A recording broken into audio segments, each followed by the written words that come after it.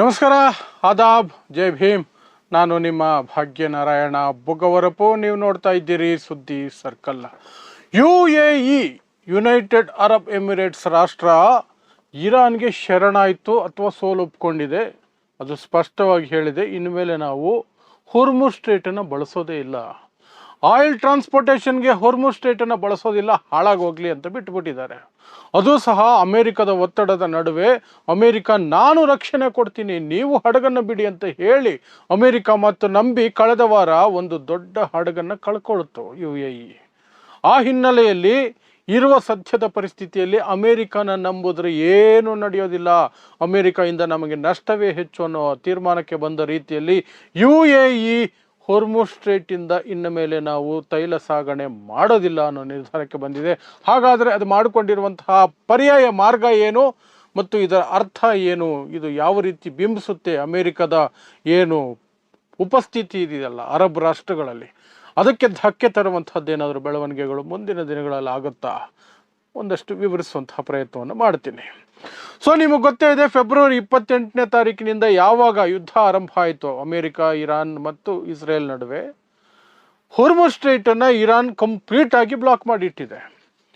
ಅದು ಬ್ಲಾಕ್ ಮಾಡಿದೆ ಅನ್ನೋ ಕಾರಣಕ್ಕಾಗಿಯೇ ಅದಕ್ಕಿಷ್ಟ ಬಂದಂತಹ ರಾಷ್ಟ್ರಗಳ ಹಡಗುಗಳನ್ನು ಬಿಡ್ತಾ ಇದೆ.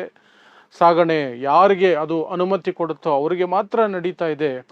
ಆದರೆ ಇಡೀ ಜಗತ್ತಿನಲ್ಲಿ ಬೇರೆ ದೇಶಗಳೆಲ್ಲ ಎಫೆಕ್ಟ್ ಆಗ್ತಿದ್ದಾವೆ. ಯಾಕಂದರೆ ಜಗತ್ತಿನ 20% ತೈಲ ಸಾಗಣೆ ಹೊರ್ಮುಜ್ ಸ್ಟ್ರೇಟ್ ಮೂಲಕ ಆಗುತ್ತೆ. ಅದನ್ನು ಇರಾನ್ ತಡೆದಿಟ್ಟಿದೆ ಅನ್ನುವಂತಹ ನಿಟ್ಟಿನಲ್ಲಿ 40 ದಿನಗಳ ಯುದ್ಧ ನಡೆದ ನಂತರ ಯುದ್ಧ ವಿರಾಮ ಏನು ಮಾಡ್ಕೊಂಡಿದ್ದಾರೆ, ಅದೊಂದು ರೀತಿ ತಿಕ್ಕಲು ಯುದ್ಧ ವಿರಾಮ, ಒನ್ ಸೈಡೆಡ್ ಯುದ್ಧ ವಿರಾಮ ಏನೋ ಒಂದು ಮಾಡ್ಕೊಂಡಿದ್ದಾರಲ್ಲ. ಆ ಹಿನ್ನೆಲೆಯಲ್ಲಿ ಅಮೇರಿಕ ಏನು ಮಾಡ್ತು, ನೀವು ಆ ಕಡೆ ಬ್ಲಾಕ್ ಮಾಡಿದ್ರೆ ನಾನು ಈ ಕಡೆ ಬ್ಲಾಕ್ ಮಾಡ್ತೀನಿ, ನೋಡ್ತಾ ಇರಿ, ಆಗ ನಿಮ್ಮ ಹಡಗುಗಳು ಸಹ ಮೂವ್ ಆಗಲ್ಲ, ನಿಮಗೆ ಗೊತ್ತಾಗುತ್ತೆ, ನಿಮಗೂ ನಷ್ಟ ಮಾಡ್ತೀನಿ ಅಂತ ಹೇಳಿ ಇರಾನ್ ವಿರುದ್ಧ ಗುಡುಗಿ ಡೊನಾಲ್ಡ್ ಟ್ರಂಪ್ ಅಮೇರಿಕದ ಸೇನೆಯನ್ನು, ನೌಕಾದಳವನ್ನು ಹೊರ್ಮುಜ್ ಸ್ಟ್ರೇಟನ್ನು ಬ್ಲಾಕ್ ಮಾಡಿ ಅಂತ ಬಿಟ್ಟರು. ಹೊರ್ಮುಜ್ ಸ್ಟ್ರೇಟ್ ಬ್ಲಾಕ್ಗೆ ಅಮೇರಿಕ ಇಳಿದಿದ್ದು ಯಾವುದೇ ರೀತಿಯಿಂದಲೂ ಇರಾನ್ಗೆ ತೊಂದರೆ ಕೊಡೋದಕ್ಕೆ ಸಾಧ್ಯ ಆಗಲಿಲ್ಲ. ಸಣ್ಣ ಪುಟ್ಟ ಘಟನೆಗಳನ್ನು ಬಿಟ್ಟರೆ ಇರಾನ್ ಬಯಸಿದ ಹಡಗುಗಳು, ಇರಾನ್ನ ಹಡಗುಗಳು ಆರಾಮಾಗಿ ಓಡಾಡ್ಕೊಂಡೇ ಇದ್ದಾವೆ, ಇವತ್ತಿಗೂ ಓಡಾಡ್ಕೊಂಡಿದ್ದಾವೆ. ಆದರೆ ಅಮೇರಿಕಾಗೆ ಏನು ಅಂದರೆ, ಹೇಗಾದರೂ ಮಾಡಿ ಇರಾನ್ನ ಸಾಗಾಟವನ್ನು ನಿಲ್ಲಿಸಬೇಕು, ಇಲ್ಲದೆ ಹೋದರೆ ಒಂದು ತನಗೆ ಮಾನ ಮರ್ಯಾದೆ ಹೋಗುತ್ತೆ, ಇನ್ನೊಂದು ಇರಾನ್ ಬಗ್ಗೋದಿಲ್ಲ ಅಂತ ಏನು ಮಾಡ್ತು, UAEಗೆ ಹೇಳ್ತು. UAE ಇನ್ನು ಉಳಿದ ಅರಬ್ ರಾಷ್ಟ್ರಗಳೇನಿದೆ, ಕುವೈತು, ಒಮಾನು, ಸೌದಿ ಅರೇಬಿಯಾ, ಈ ಎಲ್ಲ ದೇಶಗಳು ಅಮೇರಿಕ ಹೇಳ್ದಂಗೆ ಕೇಳ್ಕೊಂಡು ಬಿದ್ದಿರೋ ರಾಷ್ಟ್ರಗಳು. ಏನು ಮಾಡ್ತು UAEಗೆ ಅಮೇರಿಕ ಅಂದರೆ, ನಿಮ್ಮ ಹಡಗನ್ನು ಬಿಡಿ, ಹೊರ್ಮುಜ್ ಸ್ಟ್ರೇಟ್ಗೆ ನಾನು ರಕ್ಷಣೆ ಕೊಡ್ತೀನಿ, ನನ್ನ ರಕ್ಷಣೆಯಲ್ಲಿ ನಿಮ್ಮ ಹಡಗನ್ನು ದಾಟಿಸ್ತೀನಿ ನಾನು ಅಂತ ಹೇಳ್ಬಿಡ್ತು. ಅದನ್ನು ನಂಬಿ UAE ದೊಡ್ಡ ಹಡಗನ್ನು ಹೊರ್ಮುಜ್ ಸ್ಟ್ರೇಟ್ಗೆ ಕಳೆದ ವಾರ ಬಿಟ್ಟು ಇರಾನ್ ಏನು ಮಾಡಬೇಕು ಅದು ಮಾಡ್ತು, ಅದಕ್ಕೊಂದು ಗತಿ ಕಾಣಿಸ್ತು.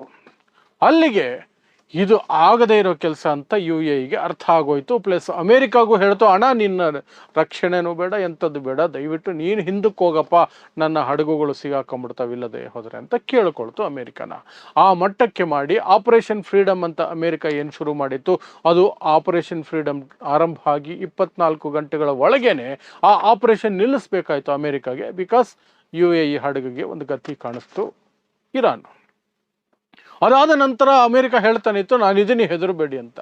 ಬಟ್ UAE ನೀನಿದ್ರೂ ಏನೂ ಆಗೋದಿಲ್ಲ, ಇರಾನ್ ಫುಲ್ಲು ಅಟ್ಯಾಕ್ ಮಾಡ್ತಾನೆ ಇದೆ, ನಾವು ಇನ್ಮೇಲೆ ಅವ್ರ ಸಹವಾಸಕ್ಕೆ ಹೋಗೋದು ಬೇಡ ಅಂತ ಹೇಳಿ UAE ಈಗ ಹೇಳ್ಕೊಂಡಿದೆ, ನಾವಿನ್ನು ಮೇಲೆ ಹೊರ್ಮುಜ್ ಸ್ಟ್ರೇಟಿಂದ ತೈಲ ಸಾಗಣೆಯನ್ನು ಮಾಡೋದಿಲ್ಲ. ಹಾಗಾದರೆ ಏನು ಮಾಡ್ತೀವಿ ಅಂದರೆ, ಫುಜೇರಾ ಅನ್ನುವಂಥ ರೂಟಲ್ಲಿ ನಾವು ಅಬುಧಾಬಿಯಿಂದ ಒಮಾನ್ ಕೊಲ್ಲಿಯವರೆಗೆ, ಗಲ್ಫ್ ಆಫ್ ಒಮಾನ್ವರೆಗೆ ಪೈಪ್ಲೈನ್ ಹಾಕ್ಕೊಳ್ತೀವಿ, ಅದನ್ನು ಬಳಸ್ಕೊಳ್ತೀವಿ. ಹೊರ್ಮುಜ್ ಸ್ಟ್ರೇಟಿಗೆ ಬರೋದೇ ಇಲ್ಲ ನಾವು ಅಂತ ಹೇಳ್ಕೊಂಬಿಡ್ತೀವಿ. ಸೊ ಒಂದು ಪೈಪ್ಲೈನ್ ಹಾಕ್ಕೊಳ್ತೀವಿ, ಇಲ್ಲಿಂದ ಅಬುಧಾಬಿಯಿಂದ ಒಮಾನ್ನ ಕೊಲ್ಲಿ, ಗಲ್ಫ್ ಆಫ್ ಒಮಾನ್ವರೆಗೆ ಹಾಕ್ಕೊಂಬಿಡ್ತೀವಿ. ನಮಗಿನ್ನೊಂದು ವರ್ಷ ಟೈಮ್ ಬೇಕಾದ ಹಾಕೋದಕ್ಕೆ, ಅದು ಹಾಕ್ಕೊಂಡು ಆ ಮೂಲಕನೇ ನಾವು ತೈಲ ಸಾಗಣೆಯನ್ನು ಮಾಡ್ಕೊಳ್ತೀವಿ, ಹೊರ್ಮುಜ್ ಸ್ಟ್ರೇಟಿಗೆ ಬರಲ್ಲ ಅಂತ ಹೇಳ್ತು. ಸೊ ಇದರಿಂದ ಏನಾಗುತ್ತೆ ಈಗ, ಫಸ್ಟ್ ಆಫ್ ಆಲ್ ಏನೇ ಮಾಡಿದ್ರು ಇರಾನ್ ಬಗ್ತಾ ಇಲ್ಲ ಅನ್ನೋದು ಅಮೇರಿಕದ ಸಿಟ್ಟು, ಡೊನಾಲ್ಡ್ ಟ್ರಂಪ್ ಸಿಟ್ಟು. ಒಂದು ಕಡೆ ಪಾಕಿಸ್ತಾನದ ಮೂಲಕ ದುಂಬಾಲು ಬಿದ್ದು ಪಾಕಿಸ್ತಾನಕ್ಕೆ ಅಮೇರಿಕ ಇರಾನನ್ನು ಮಾತುಕತೆಗೆ ಕರೆದು ಒಂದು ಒಪ್ಪಂದಕ್ಕೆ ಒಪ್ಪಿಸ್ರಿ ಅಂತ ಪ್ರಯತ್ನ ಮಾಡ್ತಾನೆ ಇದೆ ಕಳೆದ 1 ತಿಂಗಳಿಂದ. ಬಟ್ ಇರಾನ್ ಒಪ್ತಾನೆ ಇಲ್ಲ. ಇರಾನ್ ಹೇಳ್ತಾ ಇರೋದು ಹೊರ್ಮುಜ್ ಸ್ಟ್ರೈಟಿಂದ ನೀವು ಹೊರಗಡೆ ಹೋಗಿ, ಆಮೇಲೆ ಮಾತುಕತೆಗೆ ಬರ್ತೀವಿ. ಮಾತುಕತೆಗೆ ಬಂದ ಮೇಲೆ ಏನಾಗುತ್ತೆ ಅದು ಬೇರೆ ವಿಚಾರ. ಮಾತುಕತೆಗೆ ಬರಬೇಕು ಅಂದ್ರೇ ಇದು ನಮ್ಮ ಷರತ್ತು ಅಂತ ಹೇಳ್ಕೊಂಡಿದೆ.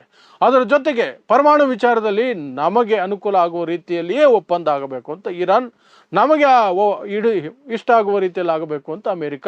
ಅಲ್ಲಿಗೆ ಮಾತುಕತೆಗಳು ಸ್ತಬ್ಧವಾಗಿ ಬಿದ್ದಿದ್ದಾವೆ. ಅನಿರ್ದಿಷ್ಟಾವಧಿ ಯುದ್ಧ ವಿರಾಮ ಅಂತ ಏನು ಅಮೆರಿಕ ತನಗೆ ತಾನೇ ಘೋಷಣೆ ಮಾಡಿಕೊಂಡಿದೆ, ಆ ಕಾರಣಕ್ಕೆ ದೊಡ್ಡ ಮಟ್ಟದ ಯುದ್ಧ ನಡೀತಾ ಇಲ್ಲ. ಬಟ್ ಫೈರ್ ಎಕ್ಸ್ಚೇಂಜ್ ಅಂತೂ ನಡೀತಾನೆ ಇದೆ. ದಿನ ಬೆಳಗಾದರೆ ಎಕ್ಸ್ಚೇಂಜ್ ನಡೀತಾನೆ ಇದೆ. ಆಗಾಗ ಅಮೆರಿಕ ಮೇಲಿನ ಸಿಟ್ಟಿಗೆ ಅಮೆರಿಕ ಅಲ್ಲಿ ಖರ್ಗ್ ದ್ವೀಪದ ಮೇಲೆ, ಇರಾನ್ನ ಖರ್ಗ್ ದ್ವೀಪದ ಮೇಲೆ ದಾಳಿ ಮಾಡಿದಾಗ ಇರಾನು ಸಹ ಅರಬ್ ರಾಷ್ಟ್ರಗಳ ಮೇಲೆ ದಾಳಿ ನಡೆಸ್ತಾ ಇದೆ.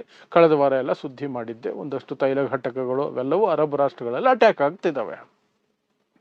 ಆಗ್ತಾ ಇದ್ದಾವೆ. ಸೊ ಈಗ ಏನು ಮಾಡಬೇಕು? ಅಮೆರಿಕ ತನ್ನ ಮಾನವನ್ನು ಕಾಪಾಡಿಕೊಳ್ಬೇಕು, ಡೊನಾಲ್ಡ್ ಟ್ರಂಪ್ ತನ್ನ ಮಾನ ಕಾಪಾಡಿಕೊಳ್ಬೇಕು ಅಂದರೆ ಅರಬ್ ರಾಷ್ಟ್ರಗಳಲ್ಲಿ ಅಮೆರಿಕದ ಉಪಸ್ಥಿತಿ ಏನಿದೆಯಲ್ಲ ಅದನ್ನು ಮುಂದುವರಿಸ್ಕೊಂಡು ಹೋಗ್ಬೇಕು. ಬಟ್ ಅರಬ್ ರಾಷ್ಟ್ರಗಳು ಕಳೆದ 40 ದಿನಗಳ ಯುದ್ಧ ನಡೆದಿತ್ತಲ್ಲ, ಫೆಬ್ರವರಿ 28ನೇ ತಾರೀಕಿಂದ, ಆ ಸಂದರ್ಭದಲ್ಲಿ ನೋಡಿದ್ದೇನು ಅಂದರೆ ಇರಾನ್ ಹುಡುಕಿ ಅರಬ್ ರಾಷ್ಟ್ರಗಳಲ್ಲಿ ಇರುವಂತಹ ಅಮೆರಿಕದ ಸೇನಾ ನೆಲೆ, ವಾಯುನೆಲೆಗಳು ಎಲ್ಲವನ್ನು ಧ್ವಂಸ ಮಾಡಿ ಬಿಸಾಕ್ತು. ಮುಖ್ಯವಾದಂತಹ 6-7 ರೆಡಾರ್ ಸಿಸ್ಟಮ್ಗಳಲ್ಲಿ 5 ರೆಡಾರ್ ಸಿಸ್ಟಮ್ಗಳನ್ನ ಹೊಡೆದು ಬಿಸಾಕ್ತು. ಅಮೆರಿಕದ F-15 F-35ಗಳನ್ನು ಹೊಡೆದು ಬಿಸಾಕ್ತು. ಅಷ್ಟೆಲ್ಲ ತೊಂದರೆ ಕೊಟ್ಟ ನಂತರವೂ ಸಹ ಅಮೆರಿಕವನ್ನು ನಂಬಿ ಅರಬ್ ರಾಷ್ಟ್ರಗಳು ಇರ್ತಾವಂದ್ರೆ ಕಷ್ಟ. ಸೊ ಅರಬ್ ರಾಷ್ಟ್ರಗಳು ನಿಧಾನಕ್ಕೆ ಅಮೆರಿಕವನ್ನು ಅಲ್ಲಿಂದ ಫೇಸ್ ಔಟ್ ಮಾಡಬೇಕು, ಕಿಕ್ ಔಟ್ ಮಾಡಬೇಕು ಅನ್ನುವ ನಿರ್ಧಾರಕ್ಕೆ ಬಂದ ರೀತಿಯಲ್ಲಿ ನಡ್ಕೊಳ್ತಿದ್ದಾವೆ. ಎಲ್ಲಿಯವರೆಗೆ ಅಮೆರಿಕ ಕಂಪ್ಲೀಟ್ ಆಗಿ ಇರಾನನ್ನು ಕಂಟ್ರೋಲ್ಗೆ ತಂದು ತನಗೆ ಶರಣಾಗತಿ ಆಗುವ ರೀತಿಯಲ್ಲಿ, ಅಥವಾ ಅಟ್ಲೀಸ್ಟ್ ಯುದ್ಧ ಕಂಪ್ಲೀಟ್ ಆಗಿ ನಿಂತು ಅಮೆರಿಕದ ಏನೋ ನಡೀತು ಒಂದು ಮಾತು, ಅಮೆರಿಕ ಕಂಟ್ರೋಲ್ ತಗೊಂಡಿದೆ ಸಿಚುವೇಶನ್ನ ಅಂತ ಅರ್ಥ ಆಗೋವರೆಗೂ, ಅಥವಾ ಆ ರೀತಿಯ ಸನ್ನಿವೇಶ ಬರೋವರೆಗೂ ಅರಬ್ ರಾಷ್ಟ್ರಗಳು ಯಾವುದೇ ಕಾರಣಕ್ಕೂ ಅಮೆರಿಕನ ನಂಬುವಂತಹ ಪರಿಸ್ಥಿತಿಯಲ್ಲಿಲ್ಲ. ಅಮೆರಿಕನ ನಂಬೋದು ಇಲ್ಲ ಅಂತ ಅವ್ರು ಸ್ಪಷ್ಟಪಡಿಸ್ತಾನೇ ಹೋಗ್ತಿದ್ದಾರೆ. ಹಾಗೇನಾದರೂ ಆದರೆ ಅರಬ್ ರಾಷ್ಟ್ರಗಳಲ್ಲಿರುವಂತಹ ಅಮೆರಿಕದ ಸೇನಾ ಉಪಸ್ಥಿತಿ ಇದೆಯಲ್ಲ, ವಾಯುನೆಲೆಗಳು, ಸೇನಾ ನೆಲೆಗಳು, ಅವುಗಳನ್ನು ಖಾಲಿ ಮಾಡಬೇಕಾಗತ್ತೆ. ಅವುಗಳನ್ನು ಖಾಲಿ ಮಾಡಿದ್ರೆ ಇಸ್ರೇಲ್ ಕತೆ ಮುಗಿದಂಗೆನೆ. ಮತ್ತು ಅಮೆರಿಕದ ಕಂಟ್ರೋಲ್ ಏನಿದೆ ಆಯಿಲ್ ಮೇಲೆ, ಮಿಡಲ್ ಈಸ್ಟ್ ಮೇಲೆ, ಅದು ಸಹ ಮುಗಿದು ಹೋಗುತ್ತೆ. ಸೊ ಹಾಗಾಗಿ ಅಮೆರಿಕ ಫುಲ್ ಟೆನ್ಷನಲ್ಲಿದೆ. ಅಮೆರಿಕ ಕಂಪ್ಲೀಟಾಗಿ ಏನಾದರೂ ಪ್ರಯತ್ನ ಮಾಡ್ತಿದೆ ಪಾಕಿಸ್ತಾನದ ಮೂಲಕ ಒಂದು ಒಪ್ಪಂದ ಮಾಡಿಕೊಳ್ಬೇಕು ಅಂತ. ಬಟ್ ಅದು ಆಗ್ತಿಲ್ಲ. ಇದರ ನಡುವೆ UAE ಇಂತಹದ್ದೊಂದು ಶಾಕ್ ಕೊಟ್ಟಿದೆ. ಹೊರ್ಮುಜ್ ಸ್ಟ್ರೈಟಿಂದ ನಾವು ಇನ್ಮೇಲೆ ಯಾವ ಸಾಗಣೆಯನ್ನು ಮಾಡೋದಿಲ್ಲ ಅಂತ ಆಲ್ಮೋಸ್ಟ್ ಇರಾನ್ಗೆ ಸರೆಂಡರ್ ಆದಂಗೆ, ಸೋಲೊಪ್ಪಿಕೊಂಡಂಗೆ ಘೋಷಣೆಯನ್ನು ಮಾಡ್ಕೊಂಡಿದೆ. ಸೊ ಇದಿಷ್ಟು ಹೊರ್ಮುಜ್ ಸ್ಟ್ರೈಟಿಂದ ಈಗ ಬರ್ತಿರುವಂತಹ ಸುದ್ದಿ. UAE ಇನ್ಮೇಲೆ ಹೊರ್ಮುಜ್ ಸ್ಟ್ರೈಟ್ ಬಳಸಲ್ಲ ಅಂತ ಹೇಳ್ಕೊಂಡಿದೆ, ಪರ್ಯಾಯ ಮಾರ್ಗವನ್ನು ಹುಡ್ಕೊಂಡಿದೆ ಅಷ್ಟೇ. ಸೊ ಇಂತಹದ್ದೇ ವಿಶೇಷ ಸುದ್ದಿಗಳಿಗಾಗಿ ನೋಡ್ತಾ ಇರಿ ಸುದ್ದಿ ಸರ್ಕಲ್. ನಾನು ನಿಮ್ಮ ಭಾಗ್ಯನಾರಾಯಣ ಬೊಗವರಪು.